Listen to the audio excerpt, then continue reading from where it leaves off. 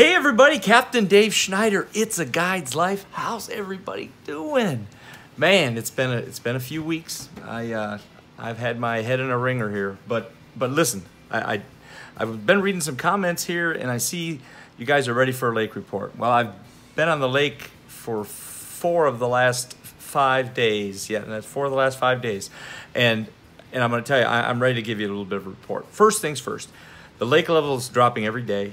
I believe it's probably somewhere around 11.3 right now, 11.2, 11.3. But having said that, water temperature was up in the low 80s last week, about Wednesday or Thursday of last week. Then we had that really big cold front that came in. Rained really hard. We got a lot of runoff and things like that. But it dropped the water. The water dropped 8 degrees, and so certainly that has had an effect a little bit on the fishing. But the more important thing that's on everyone's mind is, dude, where can you go and not wreck your stuff? And what exactly do you have to do? Well, I'm ready to talk to you about that. First things first. A lot of you like to go right. This is going to be the Clewiston area right now. And I have some information about up north as well. But if you go straight out the Clewiston Canal, and when you get out near the end of it, there's a left-hand turn that I call the west wall cut across. And that's usually the fastest way to get to the goalposts and then to Uncle Joe's and then up the lake from there, kind of thing. But the question is, can you run that stretch right there? I'm going to tell you, you can. But I'm going to also tell you, when the last time this water was at this level, I took a big chunk out of my skeg going through that cut across. There are a few rocks here and there, but I don't even know exactly where. And so I think it's a crapshoot. If you try and do that, you know, use your own discretion. I would, whatever you do, don't set the boat down in there. You get into that cut across, you turn out of the Clewiston Canal and you get into that cut across, you get your motor up, you don't stop. You know, assuming you don't hit anything, kind of thing, I wouldn't stop. But if it were me personally, I would not run that cut across. If I needed to get up the lake, I'd spend the extra 6 minutes of run time that it would take to go up the Rim Canal to Uncle Joe's and then take Uncle Joe's cut out to the lake. Once you're in the lake, you want to be careful running within 100 yards of the grass lines. I think I feel pretty comfortable in saying that. If you stay out of those grass, that is, especially if you're planning on sitting your boat down. I can't tell you this. I would say probably I've seen 6 boats this past week here that have they come running in and they come off plane and their boat just stops. That's because their motor is hitting the bottom at that point.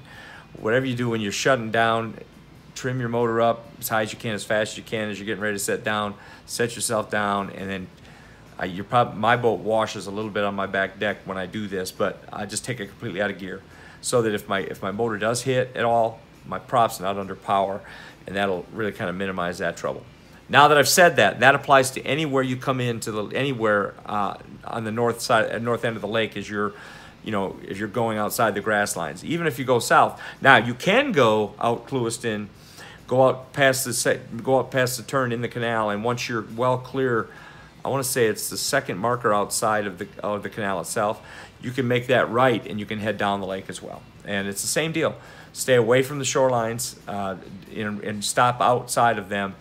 Trolling motor your way in, trolling motor your way back out. You know your equipment. You know how much water you need to get up on step. Don't forget, another big tip, and this is a good one, guys.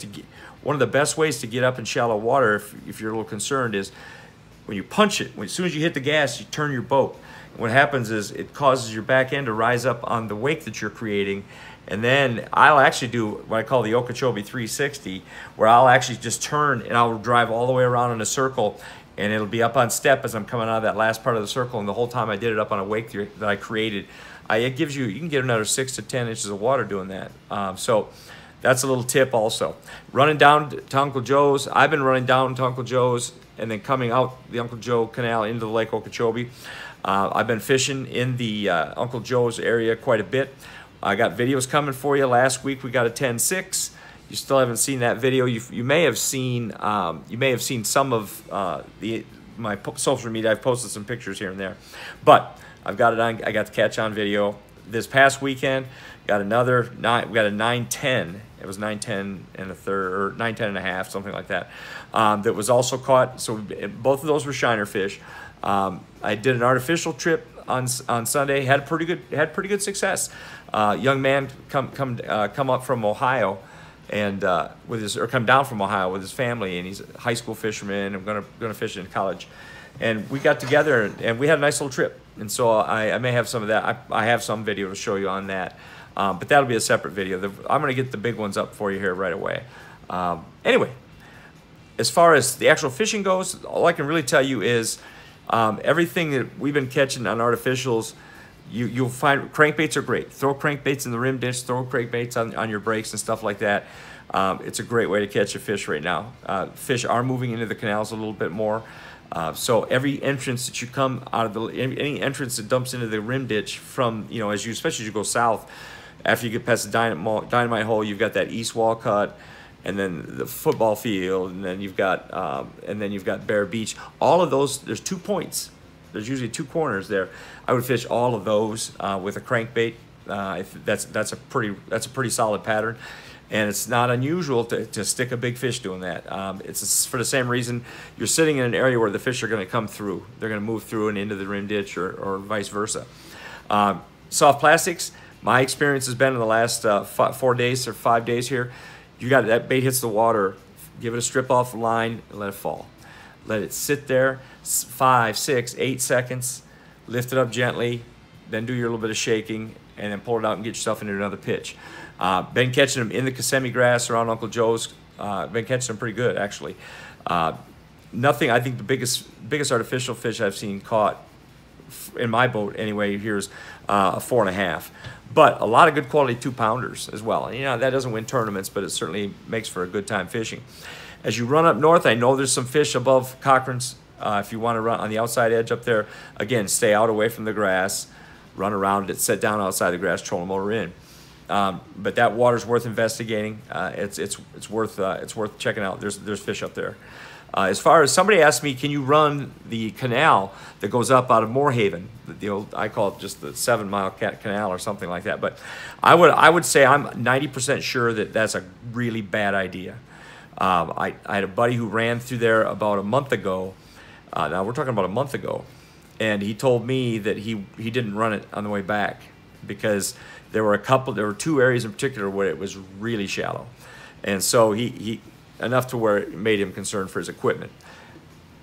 So use your best judgment. Now I do believe, and I know you can, if you want to get into the Monkey Box Harney Pond in this tournament or going out of Clewiston, you can run, if you run past the Moorhaven cut that goes that 7 Mile cut, the first one, if you just stay in the canal and keep going and keep staying to the right as you come to confluences, as you stay to the right, and if you stay, and then you'll open up into the Harney Pond Basin, where on the left as you come up, stay out and stay to the right, and then when you get to the point where the markers are to go into the Harney Pond Canal that takes you to the boat launch, there's going to be markers, stick markers, and they're marking that Sportsman's Canal, they call that, and they're marking that. And so you can stay in that canal. You can run all the way up, get in the front side of the Monkey Box, go up to North Shore. That's probably one of the better ways to get there. As far as the boat, if you go into anywhere, if you're in anywhere in fishing, you're not going to get out of there. If you try to get into Bay Bottom, Boy Scout Cut, any of those places, you may be able to run in, but there's no way you're going to get back on step to get back out. So be mindful of that kind of stuff, all right? Captain Dave Schneider, I'm throwing this up because I know that you guys are waiting for a lake report. And so I wanted to give you, that's a pretty general idea of what's going on. I'll have more details for you later on. I'm shooting it, trying to get a video out by tomorrow night and show you guys some quality Okeechobee fish. Captain Dave Schneider, it's a guide's life, it's a great life. Thanks for checking in, guys, and I'll see you soon. I think my next video, we're gonna do a giveaway. I think I'm gonna give away. Let me think about it. Something fast and something nice. All right, Captain Dave. See you soon.